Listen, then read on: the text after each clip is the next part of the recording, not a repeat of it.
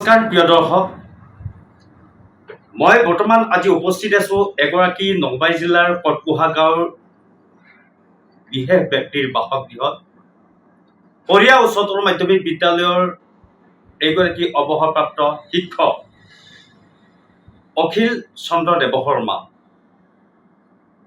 আজিৰ পৰা প্ৰায় 6 বছৰ পূৰ্বে পৰীয়া উচ্চতৰ মাধ্যমিক বিদ্যালয়ৰ পৰা অৱসৰ গ্ৰহণ কৰিছিল এগৰাকী শ্ৰদ্ধা শিক্ষাগুৰু অখিল চন্দ্ৰ দেৱশৰ্মা ছাৰে।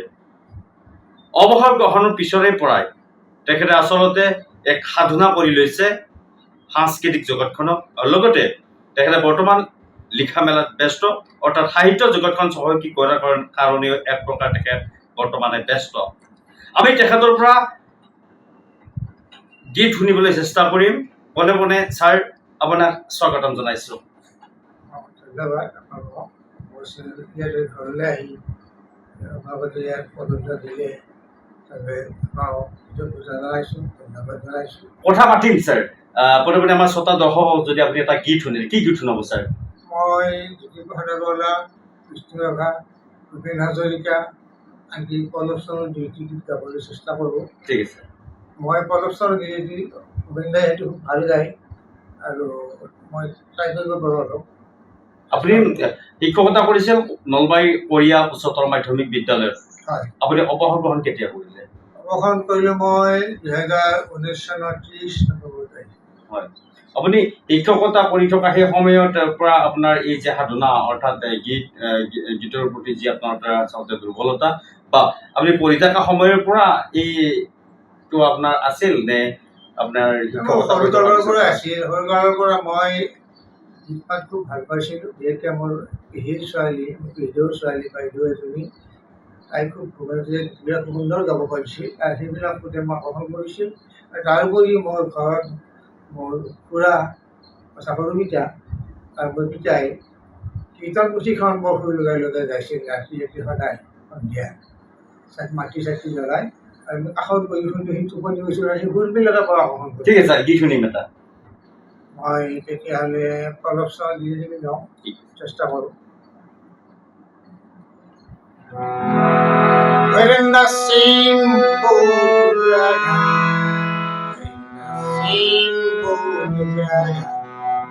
if you did one and you're gonna rock the other in the same boat Radha, same boat Radha. আমি একেখন নাৱৰে যাত্ৰী, যাত্ৰী একেখন নাৱৰে, আমি একেখন নাৱৰে যাত্ৰী, যাত্ৰী একেখন নাৱৰে। যদি সংঘাত হয় তেনে ধ্বংস হ'ব গৰ্ব আমাৰ প্ৰগতি। আমি একেখন নাৱৰে যাত্ৰী, যাত্ৰী একেখন নাৱৰে। And the same boat together, and the same boat together. If one and you're gonna rock the other in the same boat together, and the same boat together. Oh Lord, look down, Lord, look down from your holy place. Holy place, honor you mean, but the sea of space. Hazarika, Bishnuprasad Rabha, Jyotiprasad আগৰৱালাৰ এই যিবোৰ গীত, এই গীত পৰিৱেশন কৰাৰ উপৰিও আপুনি নিজে বিভিন্ন ভাষাৰ গীত ইতিমধ্যে লিখি উলিয়াইছে, আৰু সেই গীত আপুনি নিজে পৰিৱেশন কৰিছে। আপুনি স্বৰচিত গীত যদি এটা শ্ৰোতা দৰ্শকক যদি শুনাই দিয়ে ছাৰ। মই বাংলা গীতো লিখিছোঁ, বেংগলী ভাষাত আমাৰ গীত লিখিছোঁ, কবিতাও লিখিছোঁ। কবিতা মোৰ বাংলাত প্ৰকাশ কৰিছে। যিটো বাংলা গীত, এই গীতটো আমি শুনিছে। আচ্ছা, মই গাইছোঁ তেতিয়াহ'লে।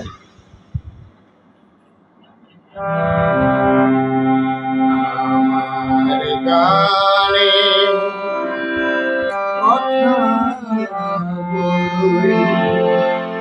যখন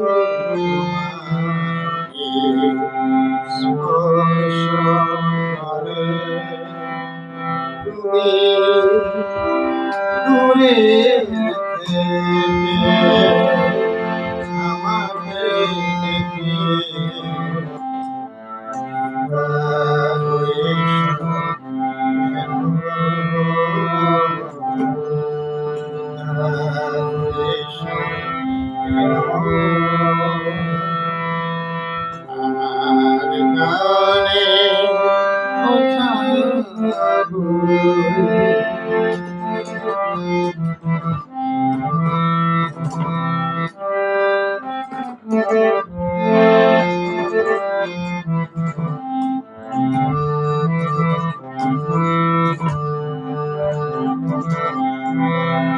ওই আকাশ তোমাকে ভালোবাসে এবং আমাকে ভালোবাসে। ওই আকাশ তোমাকে ভালোবাসে এবং আমাকে ধন্যবাদ স্যার। ভালোবাসে। ধন্যবাদ স্যার। আপুনি এগৰাকী শিক্ষক, তাৰোপৰি আপুনি সংগীত জগতৰ লগত বা সাহিত্য জগতৰ লগত পঢ়ি থকা এগৰাকী ব্যক্তি। ইয়াৰ উপৰিও আপুনি বৃহত্তৰ অঞ্চলৰ নলবাৰী জিলাৰ বিভিন্ন অনুষ্ঠান প্ৰতিষ্ঠানৰ লগত আপুনি জড়িত আছে। যদি আপোনাক সোধা হয় এনেকুৱা ধৰণৰ কি কি অনুষ্ঠানৰ লগত আপুনি বৰ্তমান জড়িত হৈ আছে? বৰ্তমান মই নলবাৰী জিলাত যিটো নতুন সাহিত্য পৰিষদ আছে, হয়। সাহিত্য ভাৰতীয় এটা সংগঠন প্ৰগতি সাহিত্যাংগঠন, তাৰ লগতো জড়িত আছোঁ। নলবাৰী জিলা সমিতিৰ মই মেম্বাৰো হৈ আছোঁ। তাৰোপৰি আমাৰ যিটো ইয়াত ভাষা সমিতিৰো সভাপতি হৈ আছোঁ। তাৰ উপৰিও মই সাংস্কৃতিক মহাসভা অসমৰ প্ৰভাগ আঞ্চলিক যিটো আমাৰ ভাষা, তাৰে মই কাৰ্যকৰী সভাপতি আছোঁ। আৰু আমাৰ প্ৰগ্ৰেমবিলাক হৈ থাকে মাজে মাজে, বিষ্ণুৰাভা দিৱস, ভূপেন দিৱস, শিল্পী দিৱস, এইবিলাক আমি পাতোঁ মাজে মাজে। আৰু ছাৰ আপুনি কলেজীয়া জীৱনৰ পৰা যে আপোনাৰ সংস্কৃত জগতৰ লগত যে আচলতে আছিল লাগি আছিল, এই কথাটো নলবাৰী জিলাৰ যি বৰভাগ কলেজৰ সেই সময়ত যেতিয়া আপুনি কলেজত পঢ়ি আছিল, যথাসম্ভৱ আপুনি সাংস্কৃতিক সম্পাদকো আছিল। সাংস্কৃতিক সম্পাদক আছিলোঁ। সেই সময়ত আপুনি গীত পৰিৱেশন কৰিছিল কলেজত? কৰিছিলোঁ। আৰু কলেজত মই এটা মোৰ নিজৰ ৰচিত গীত গাইছিলোঁ, নৱগত আধ্যাত্মিক সভা। আৰু সেই সভাখনত দৃশ্য শইকীয়া অতিথি হিচাপে আছিল, মুখ্য অতিথি হিচাপে। আমাৰ আগৰ মুখ্যমন্ত্ৰী দৃশ্য শইকীয়া, তেতিয়া ভূমিষ্ঠ আছিল ডক্টৰ। সেই তেওঁলোকৰ মন্দিৰ শুনিছিল মই গোৱা গান। তেতিয়া মোৰ ভইচটো খুব ভাল আছিল কলেজীয়া দিনত।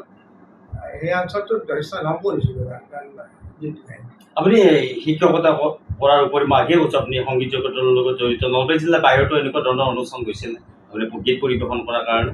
গীত পৰিৱেশনৰ কাৰণে মই গণনাট্য সংঘৰ লগত যেতিয়া থাকোঁ, গণনাট্য সংঘৰ লগত, তেতিয়া মই ৰঙিয়া বা বৰপেটাৰ এই বিভিন্ন অঞ্চল কিছুমান গাইছোঁ। আপুনি এটা ভূপেন হাজৰিকাৰ স্বনামধন্য ডক্টৰ ভূপেন হাজৰিকাৰ গীত এটা কৰিব ন? ভূপেনদাৰ গীত গোৱাটো খুব জটিল আচলতে, তথাপি মই গাবলৈ চেষ্টা কৰিম। ভূপেনদা এপাওঁ তেখেতৰ সমক্ষ হোৱাটো সম্ভৱ কথা নহয়, কোনেও সঠিকভাৱে তেখেতৰ গীত ফল কৰিব নোৱাৰে বুলি মই ভাবোঁ। তথাপিও চেষ্টা কৰোঁ আৰু, কাৰণ ভূপেনদা অসমৰ গৌৰৱ, ভাৰতৰ গৌৰৱ, পৃথিৱীৰ গৌৰৱ। তেখেতৰ কালজয়ী দেখি পৃথিৱীৰ ঐতিহ্য আছিল ১৬ চনৰ কল্যাণ লীলা, আৰু সেই গীতৰ আলামত তেখেতে বিষ্ণুৰাভাৰে লিখিছিল। সেই গীতটো মই অলপ গাই দিছোঁ।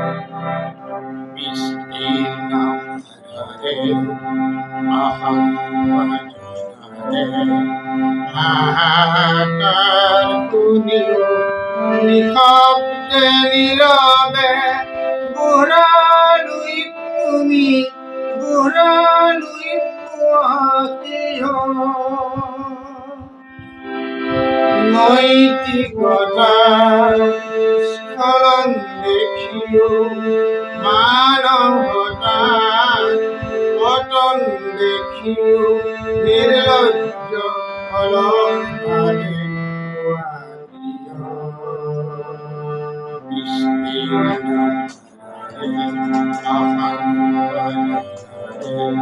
হাহাকাৰ শুনিও নিশব্দে নীৰৱে, বুঢ়ালৈ তুমি বুঢ়ালৈ কিয়? খুব সুন্দৰ গীত ছাৰ, খুব ভাল লাগিছে। আচলতে ছাৰ আপোনাৰ এই যি সংগীত জগতৰ যিটো ধাৰা, আপোনাৰ কথাত আহি গম পোৱা যায় যে আপোনাৰ কথাত বিষ্ণুপ্ৰসাদ ৰাভা, ডক্টৰ ভূপেন হাজৰিকা, জ্যোতিপ্ৰসাদ আগৰৱালা এখেতসকলৰ আচলতে যি ফটো আঁৰি থোৱা আছে, এনেকুৱা ধৰণৰ আচলতে আপোনাৰ যিটো প্ৰেম, এই সংগীত জগতৰ প্ৰতি থকা প্ৰেম আচলতে কথাৰ ভিতৰত আপোনাৰ কথাৰ ভিতৰত আহি সেইটো কথা গম পোৱা যায়। প্ৰিয় দৰ্শক, এইগৰাকী আছিল কৰিয়া উচ্চতৰ মাধ্যমিক বিদ্যালয়ৰ অৱসৰী শিক্ষক অখিল চন্দ্ৰ দেৱশৰ্মা। অৱসৰ গ্ৰহণ কৰাৰ পিছৰে পৰা তেখেতে আচলতে আৰু অধিকভাৱে তেখেতে সংগীত জগতৰ লগত বৰ্তি আছে আৰু একেদৰে লিখা মেলাৰ লগত জড়িত। কিন্তু যি সময়ত নলবাৰী জিলাৰ যি বৰভাগ কলেজ, এই বৰভাগ কলেজৰ এসময়ত সাংস্কৃতিক যে সম্পাদক, এই সম্পাদকৰ দায়িত্ব লৈছিল। কিন্তু যিহেতুকে সেই সময়ৰ পৰা তেখেতৰ আচলতে সংস্কৃত জগতৰ প্ৰতি বা সাংস্কৃতিক জগতৰ প্ৰতি তেখেতৰ এটা খুব দুৰ্বলতা আৰু গীত গাই ভাল পোৱা এগৰাকী ব্যক্তি। আমি আশা কৰোঁ তেখেতৰ এই যে সাধনা, এই সাধনা বৰ্তি থাকিব ভৱিষ্যতৰ দিনত। পুনৰ আমি সন্মানীয় শৰ্মা ছাৰক পুনৰবাৰ আমাৰ ফালৰ পৰা ধন্যবাদ জ্ঞাপন কৰিছোঁ। ধন্যবাদ। আপোনালোকৰ চেনেলৰ আটাইকে মই মোৰ ফালৰ পৰা ধন্যবাদ জনাইছোঁ। আপোনালোক আহি মোৰ ঘৰত আহি যিখিনি বিচাৰ কৰিলে মোৰ তাতে যথেষ্ট সুখী হৈছোঁ।